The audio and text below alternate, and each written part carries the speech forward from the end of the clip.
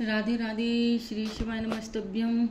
देखो, जैसे कि हम भगवान की आपको कथाएं सुनाते रहते हैं, क्योंकि भगवान की कथाओं से बहुत ही अधिक पुण्य की प्राप्ति होती है और भगवान भी बहुत प्रसन्न होते हैं।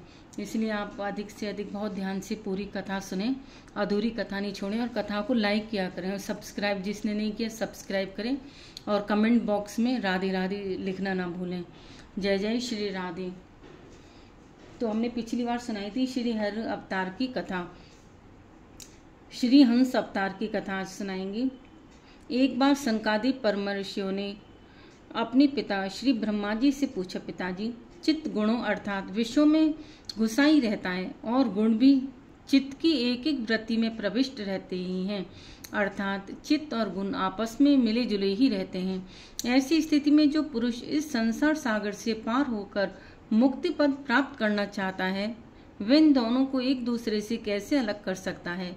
यद्यपि श्री ब्रह्मा जी देव शिरोमणि राधे राधे शंभु और सब प्राणियों के जन्मदाता हैं, तो भी कर्म प्रवण बुद्धि होने से इन प्रश्न का समुचित समाधान न कर सके। अतः इस प्रश्न का उत्तर देने के लिए उन्होंने भक्ति भाव से भगवान का चिंतन किया।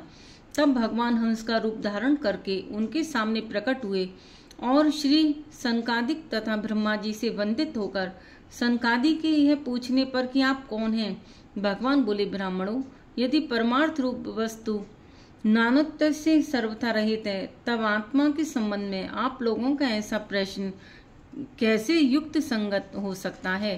देवता, मनुष्य, पशु, पक्षी आदि सभी शरीर पंचभूतात्मक होने के कारण अभिन्न हैं और परमार्थ से भी अभिन्न हैं।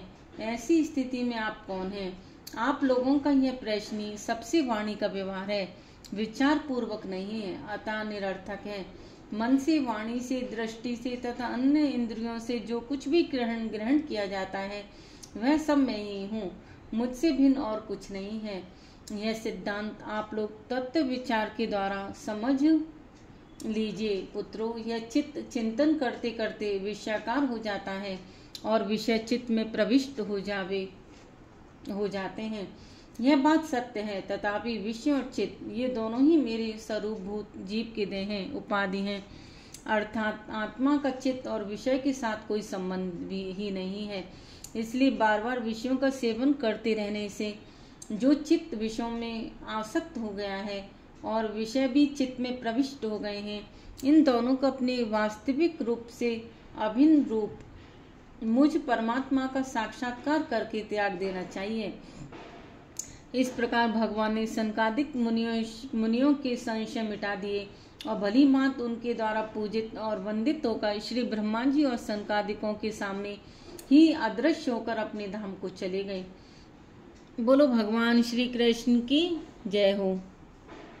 इसी में चलो एक कथा और सुना देते हैं, दूसरी कथा, भगवान ने मनवंतर अवतारों की कथा।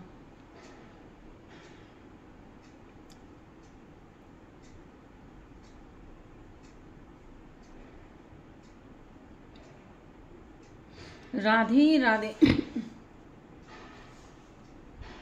राधे राधे राधे राधे राधे राधे। या तो इस वीडियो को